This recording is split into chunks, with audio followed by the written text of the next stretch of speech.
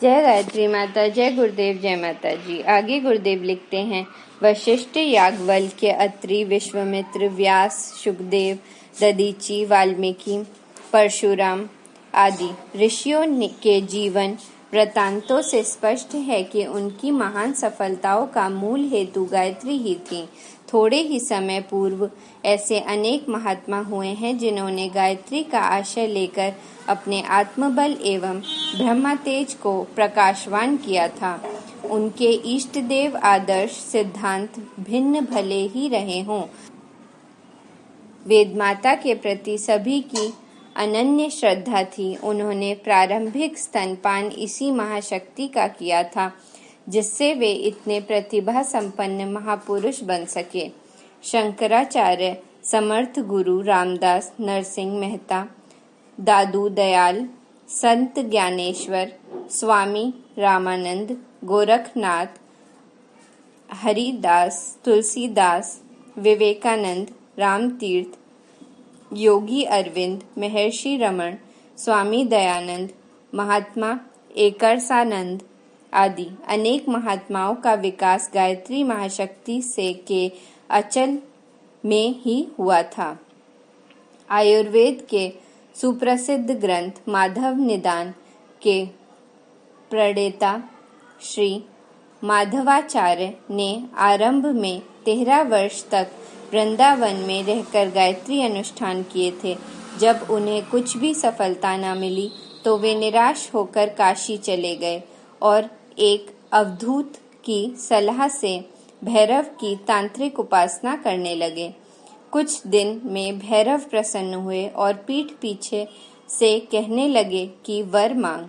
माधवाचार्य जी ने उनसे कहा, आप सामने आइए और दर्शन दीजिए। भैरव ने उत्तर दिया, मैं गायत्री उपासक के सामने नहीं आ सकता। इस बात से माधवाचार्य जी को बड़ा आश्चर्य हुआ।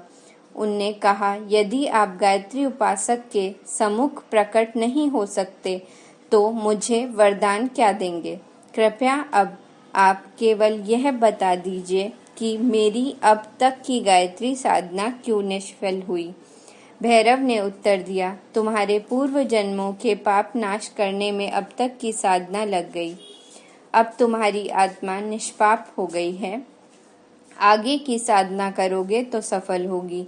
यह सुनकर माधवाचार्य फिर वृंदावन आए और पुनः गायत्री साधना प्रारंभ कर दी। अंत में उन्हें माता के दर्शन हुए और पूर्ण सिद्धि प्राप्त हुई। श्री महात्मा देवगिरी जी के गुरु हिमालय की एक गुफा में गायत्री का जप करते थे। उनकी आयु 400 वर्ष से अधिक थी। वे अपने आसन से उठकर भोजन, शयन, स्नान या मलमूत्र त्यागने तक को नहीं जाते थे। इन कामों की उन्हें आवश्यकता भी नहीं पड़ती थी। नगराई के पास रामटेकरी के घने जंगल में एक हरिहर नाम के महात्मा ने गायत्री तप करके सिद्धि पाई थी। महात्मा जी की कुटी के पास जाने में 7 कोस का घना जंगल पड़ता था। उसमें सैकड़ों सिंह व्याघ्र रहते थे। कोई व्यक्ति महात्मा जी के दर्शनों को जाता तो उसे 2-4 व्याघ्रों से भेंट अवश्य होती। हरिहर बाबा के दर्शन को जा रहे हैं, इतना कह देने मात्र से हिंसक पशु रास्ता छोड़कर चले जाते थे।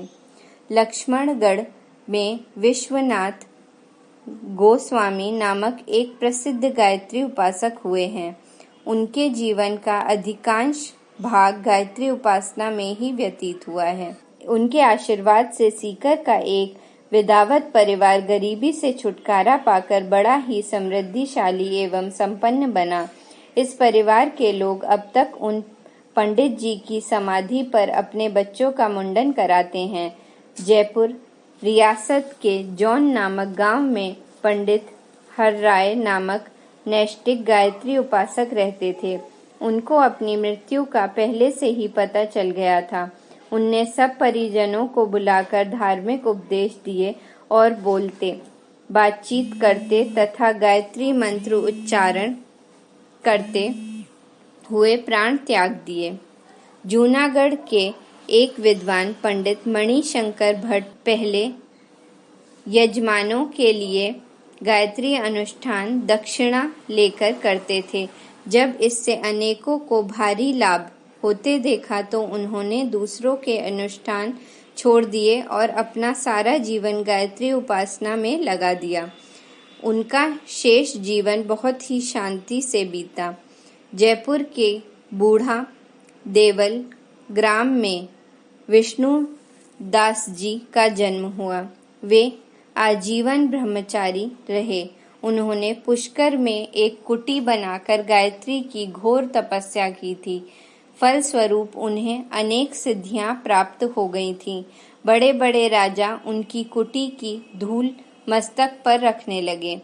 जयपुर और जोधपुर के महाराजा अनेक बार उनकी कुटी पर उपस्थित हुए। महाराणा उदयपुर जो अत्यंत आग्रह करके उन्हें अपनी राजधानी में ले आए और उनके पुरस्चरण की शाही तैयारी के साथ अपने यहाँ पूर्णाहुति कराई। ब्रह्मचारी जी के संबंध में अनेक चमत्कारी कथाएं प्रसिद्ध हैं। खातौली से 6 मील दूर धोकलेश्वर में मग्नानंद नामक एक गायत्री सिद्ध महापुरुष रहते थे।